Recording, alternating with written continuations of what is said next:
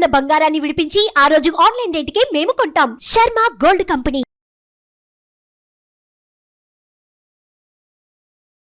Hi, welcome to our channel. ఈరోజు మనతో పాటు ఉన్నారు భారతీ శంకరపీఠ వ్యవస్థాపకులు శ్రీ అన్నవరపు తిరుపతిమూర్తి అవధాని గారు. నమస్కారం గురువు గారు. ఓం శ్రీ మహాగణాధిపతయే నమః.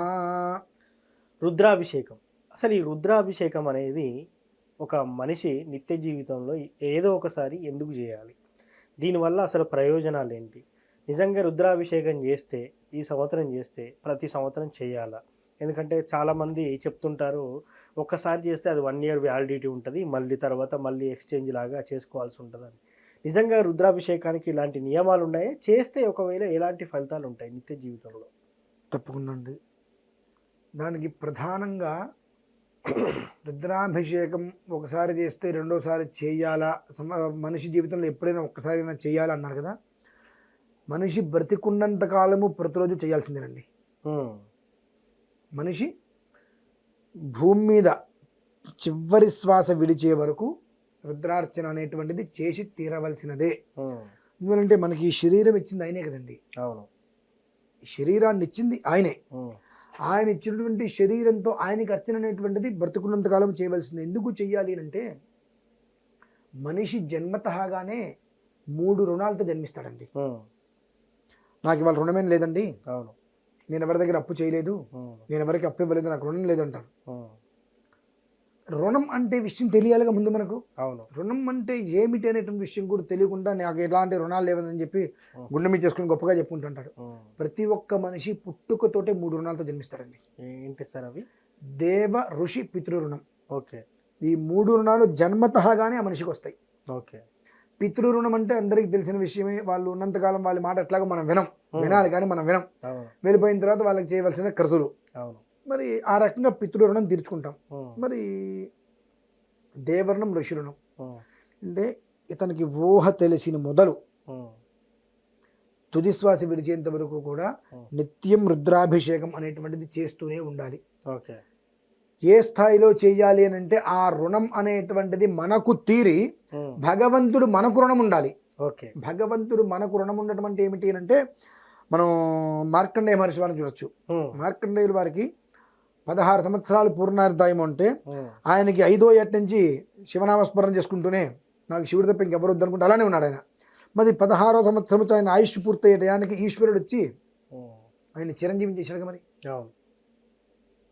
అంటే ఆ జీవిత కాలము అనేటప్పుడు తుదిశ్వాస అంటే చనిపోవటం కాదు అందులో విషయం. ఆ రుణం అనేటువంటిది మనకు తీరాలి అంటే కనీస మాత్రంగా 8 బ్రాహ్మణ అన్నట్టుగా 8 వర్షాలు 8 సంవత్సరాలు పాటైనా మనం ఈశ్వరారాధన చేయాలి.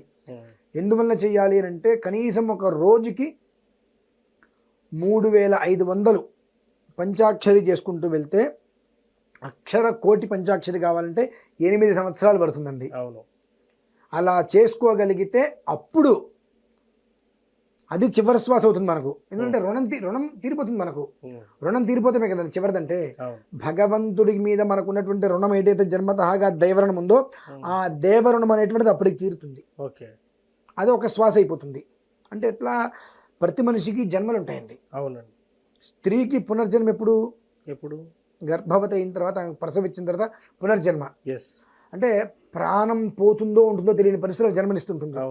అలానే పురుషుడికి కూడా కొన్ని జన్మలు ఉంటాయి. విప్రుడి కంటికి బ్రాహ్మడికి జన్మతహాగా ఒక జన్మ ఉంటుంది. 2వ జన్మ ఉపనయనం. 3వ జన్మ ఆత్మ సాక్షాత్కారాలు అంటే మంత్ర సాధనలు అవి. ఇలానే ప్రతి మనిషికి కూడా ఆ జన్మ విధానాలు ఉంటాయి. ఒక జన్మ వదిలేస్తారు అప్పటితోటి. ఎప్పుడైతే కనుక మనకి పంచాక్షరి పూర్తయిందో ఇక ఇంకొక జన్మ స్టార్ట్ అవుతుంది. ఆ శ్వాస అక్కడికి అయిపోయింది, సంబంధం లేదు ఇంకా. అలా ఆ శ్వాసలు తుదిశ్వాస అంటే నేను అనేటువంటిది చనిపోవడం కాదు, గబిక్కిన అపార్థం చేసుకునే అవకాశాలు ఉంటాయి. ఇట్లా చేసుకోవాలి. ఇది అయిన తర్వాత ఋషి రుణం ఉంటుంది. మళ్ళీ యజ్ఞయాగాది క్రతువులు అవి నిరంతరము కూడా ఎక్కడెక్కడైతే చేస్తూ ఉంటారో చేస్తున్నటువంటి ప్రతి చోట ఒక దర్భపోచన మనం ఇవ్వాలి. ఓకే. ఎక్కడేదో హోమం చేస్తున్నారని మనం వింటాం. అవును. ఓకే. అక్కడ మన వాళ్ళు ఎవరైనా ఉన్నారా తెలుసుకుని దర్భపోచైనా మన నుంచి ఒక దర్భపోచైనా సరే ఆ హోమంలో పడాలి. ఓకే. అలా ఋషి రుణం తీర్చుకుంటాం. ఈ 2 తీర్చుకోవడం అంటే తేలికైన విషయం కాదు. కనుకనే 8 సంవత్సరాలు కంటిన్యూగా ఎవరు చేయలేరు కదండి. అవును. కాబట్టే అనునిత్యము కూడా మనిషి ఉన్నంత కాలము కూడా ఈ ఒక్క రుద్రాభిషేకం అనేటువంటిది నిత్యార్చనగా చేస్తూనే ఉండాలి, ఆపడానికి అర్హత లేదు. అయితే ఇందులో కూడా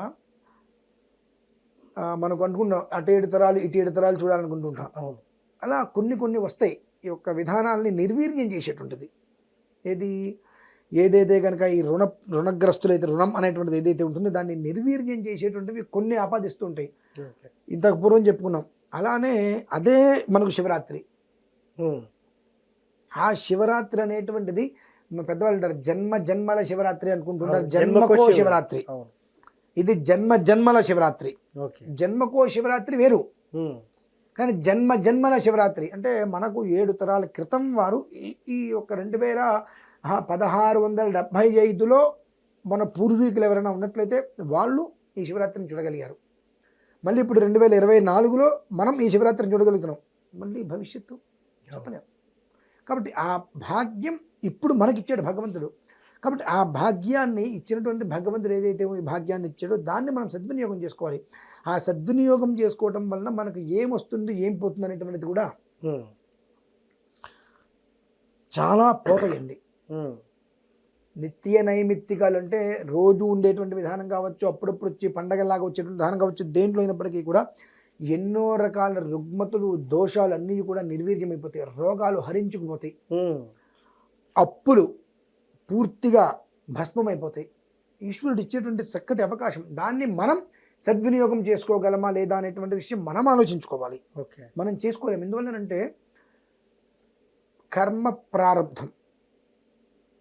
ప్రారబ్ధ కర్మ, వారికి ఏం ప్రారబ్ధ కర్మరా అంటారు. ఈ ప్రారబ్ధ కర్మ అంటే ఏంటి? మనం చేసేటువంటి పాపాలకి కర్మ అనుభవించడం. కర్మ ప్రారబ్ధం అంటే ప్రారబ్ధం అనుభవించడం కోసం పాపాలు చేయటం. అంటే అది మన దగ్గర ఉన్నంతకాలము కూడా మన ఆలోచన చక్కగా గమ్యం వైపుకి వెళ్ళనివ్వదు. భగవంతుడు నీకు మార్గం చూపిస్తున్నాడు. ఈ మార్గంలో నువ్వు వెళ్ళు, ఈ 2 రోజులు 3 రోజులు వెళ్ళు, నీకు మంచి జీవితాన్ని ఇస్తా అంటాడు. ఇక్కడ మనము గమ్యం అనేటువంటిది నిర్ణయించుకోవాల్సింది మనం. ఆయన మార్గాన్ని చూపించాడు. ఆ మార్గం ద్వారా వెళ్ళి మన గమ్యాన్ని చేరదామా, నా మార్గం నేను మళ్ళీ ప్రత్యేకంగా ఎన్నుకుంటా అని చెప్పి మన గమ్యాన్ని మనం ప్రత్యేకంగా ఎన్నుకోవాలని చెప్పి ఆలోచించుకోవడం అనేటువంటిది ఆలోచన మనసిష్టంగా భగవంతుడు ఎదురేశాడు. ఎందువల్లంటే నేను చెప్పాను, నువ్వు ఎట్లాగో చెయ్యవు, నీకు నచ్చింది చేస్తావు, చివరికి ఎట్లాగో నెపం నా మీదకే వేస్తావు. కాబట్టి నేను మార్గం చూపించడం వరకే నా వంతు. నేను చూపించిన మార్గంలో వెళ్తావా, నేను వేలు పెట్టుకుని నడిపిస్తా. నీకు నచ్చిన మార్గంలో వెళ్తావా, వెళ్ళిపో, అది నాకు సంబంధించిన విషయం కాదు. అంటే నువ్వు మనిషివి, యుక్తాయుక్తాలు మంచి చెడు అనేటువంటిది ఆలోచించగలిగిన జ్ఞానం నీకుంది. ఆ ఆలోచన జ్ఞానం అనేటువంటిది సరైన సమయానికి వచ్చేటికి అజ్ఞానంలోకి వెళ్ళిపోతుంది. దాన్ని సరైన సమయం ఈ ఒక్క విధానంలో మనం బాగుపడతాం అనుకుంటే అది చక్కని మారిపోతుంది అది. కాబట్టి ఇటువంటి విధానాలన్నిటిలో నుంచి కూడా మనిషిని బయటికి తీసుకొచ్చి ఈ యొక్క రుణగ్రస్తులు ఎవరైతే ఉంటారో వాళ్ళకి ఆ రుణాన్ని పూర్తిగా నిర్వీర్యం చేసి తర్వాత తరాల వాళ్ళకి, భవిష్యత్ తరాల వాళ్ళకి క్షేమాన్ని ఇవ్వచ్చు. అదేంటండి, ప్రతి మనిషి జన్మతహాగానే 3 రుణాలు అన్నారు కదా. మరి ఇప్పుడు ఈ శివరాత్రి రోజు ఈ ఆరాధనలు అర్చనలు చేసినట్లయితే తర్వాత వాళ్ళకి రుణాలు ఉండవా అని అనిపిస్తుంది. ఎవరి తప్పు వారిదే, ఎవరి ఒప్పు వారిదే, ఎవరి ధర్మం వారిదే, ఎవరి యోగం వారిదే. కాకపోతే నువ్వు చేసేటువంటి ప్రక్రియ ద్వారా ఈ రుణం అనేటువంటిది వాళ్ళని కాపాడేటట్టుగా ఉంటుంది. ఎట్లా ఇందాక మనం చెప్పుకున్నాం, భగవంతుడికి నువ్వు రుణం కాదు, నీకు భగవంతుడు రుణం ఉండాలి. నీకు భగవంతుడు రుణంగా ఉన్నాడు అని అంటే ఆయనే నీ కడుపును పుడతాడు. ఆయనే నీ కడుపును పుట్టినప్పుడు ఆయన రుణం ఆయన తీర్చుకోలేడా? చిన్న విషయాలు మనం గ్రహించుకోలేకపోతున్నాం.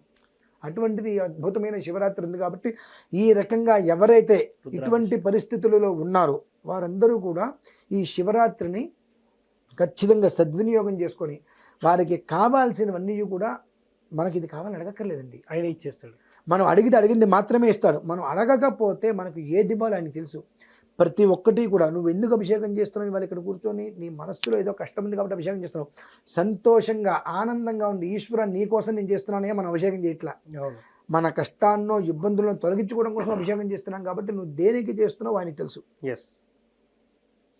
ఇప్పుడు మీరు మీ నాన్నగారికి కాల్ చేస్తారు, నాన్న నేను ఫలానా ముఖేష్ అని చెప్తారా? చెప్పనండి. చెప్పరు కదా. అవును. అలానే భగవంతుడికి మీరు ఎందుకు చేస్తున్నారు చెప్పక్కర్లా. అవును.